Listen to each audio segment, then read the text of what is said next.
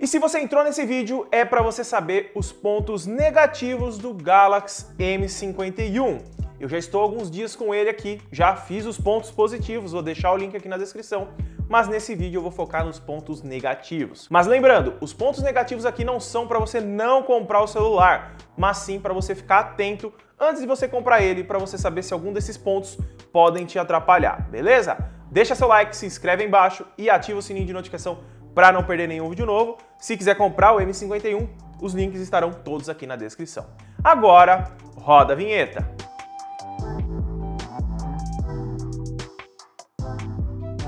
Vamos começar falando primeiramente de um ponto que eu acho bem essencial para quem gosta de gravar vídeos. Aqui o M51 tem ótimas câmeras, conjunto bem completo, mas ele faz gravações em apenas 30 frames por segundo.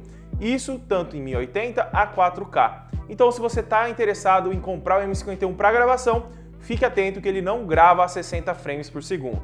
O processador e as câmeras têm suporte, mas a Samsung meio que capou ele, então fique atento. Talvez numa atualização futura eles coloquem os 60 frames, mas não dá para garantir isso antes da sua compra.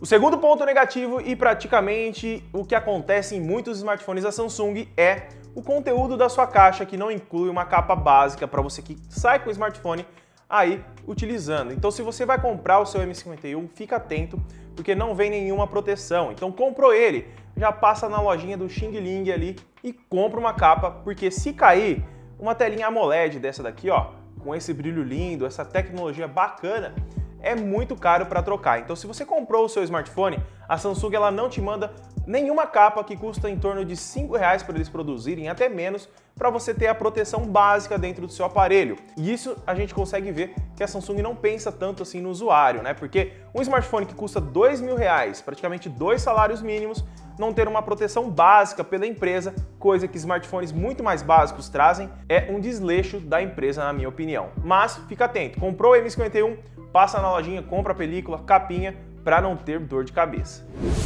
O terceiro ponto negativo do M51 vai depender muito do tipo de usuário que você é. Aqui nós não temos o sistema One UI, mas sim o One UI Core. É um sistema um pouco mais capado, eu poderia dizer, do sistema da Samsung. Ela traz várias funcionalidades, mas na One UI Core nós não temos o Samsung Pay normal, somente o Samsung Pay Mini, e não temos pasta segura. Tem algumas outras coisinhas que não tem, mas se você nunca utilizou esses produtos da Samsung, como o Samsung Pay Mini ou também a pasta segura, você não vai sentir falta. Mas se você tem um outro Samsung e já utilizava essas funções e quer trocar para o M51 por conta de bateria, câmera melhor, fica atento que o sistema não tem essas funções. Ele não é pior em desempenho, não pode deixar isso tranquilo, mas ele não tem algumas funçõezinhas que é melhor você dar uma pesquisada antes para você ter certeza que o M51 vai se adequar. Claro que se você nunca utilizou um sistema da Samsung, vai fundo que você não vai sentir falta de nada, porque é a primeira vez que você vai estar utilizando.